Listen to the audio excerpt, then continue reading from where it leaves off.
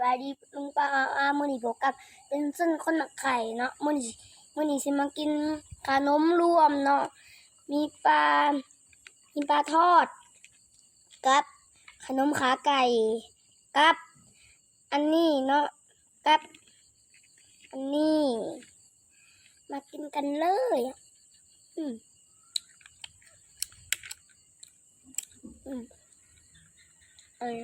อันรสชาติสตรอเบอรี่เนาะ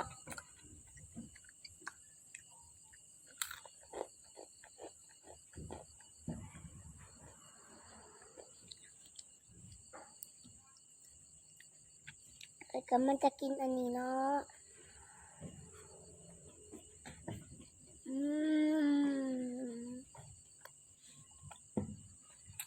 ให้กลับมาซื้อเห็นเนาะแซ่บแห้งยังไม่เคยกินแบบนี้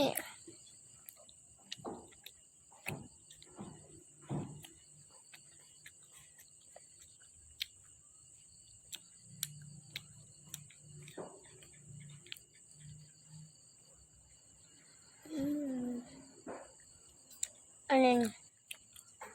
นี้รสชาติคล้ายๆกับบูมารี่เนาะ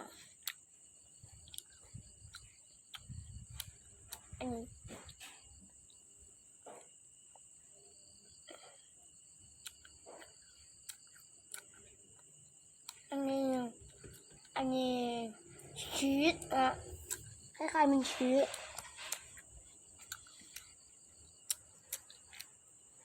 กินนี้เลย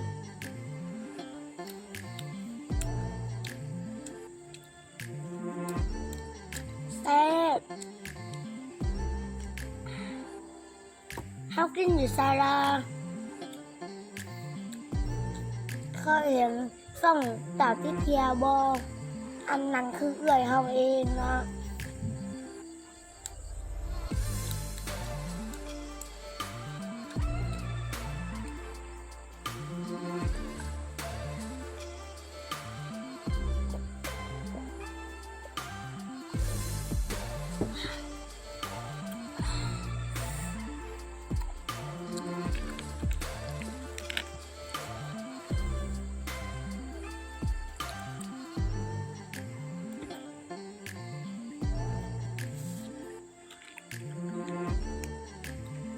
กันชาลี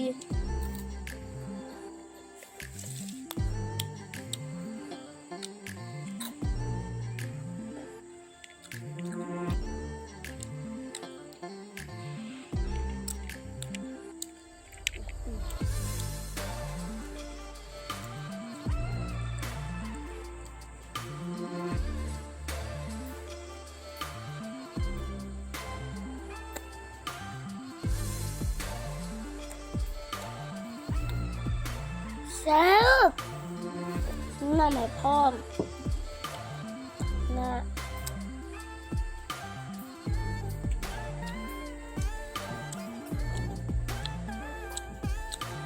เขากินแล้วเขาก็เป็นนอนเนาะ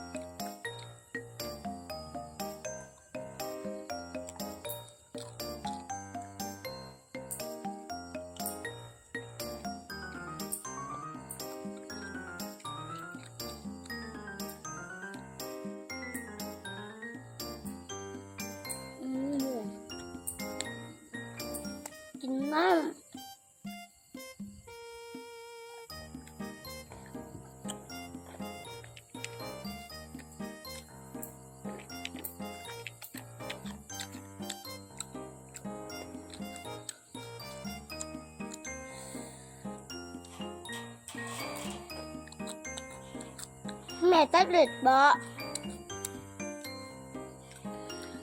ทุกคนเคยกินข้าวตอนดึกบ่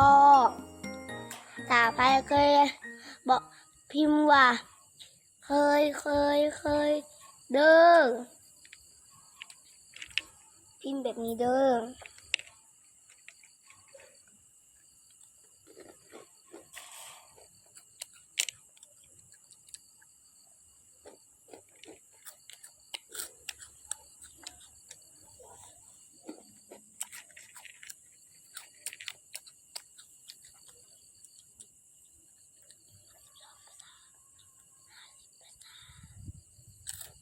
อืม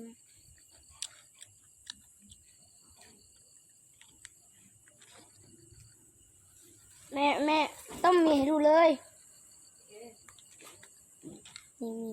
ผิดเพชร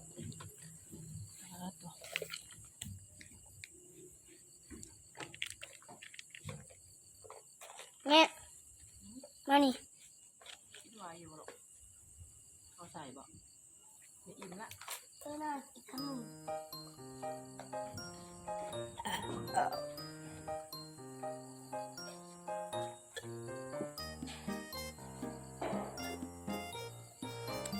ฟังนี้เด้อ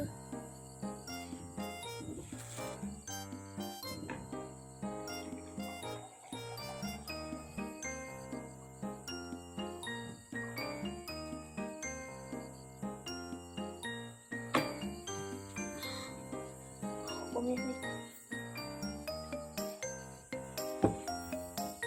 ถ้าแมวกินบอกเขาเด้ออยู่แถวนี้มีแมวประมาณ10 ตัวผมหลายแฮง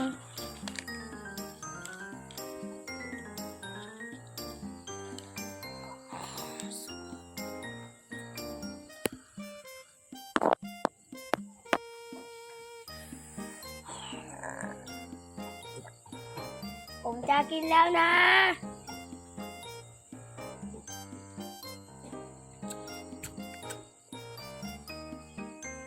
ผมไม่เคยกินขนมหวานมาก่อน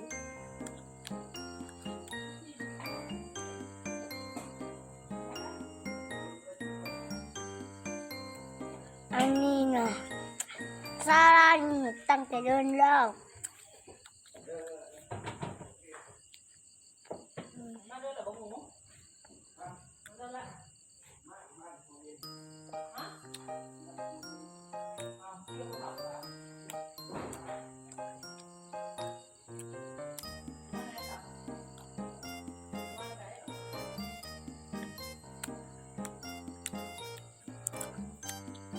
แซ่บรสชาติมันคล้ายๆไซมอน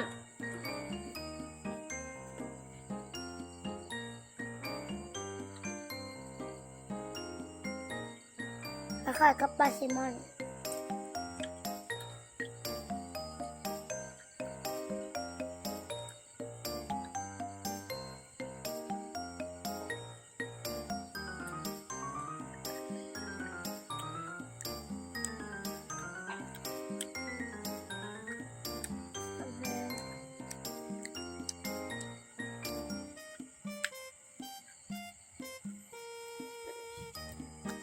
บ๊ายบายพบกับใหม่คลิปหน้าฝากกดไลค์กดแชร์กดติดตามให้บินสุกคนมาขันนะเด้อ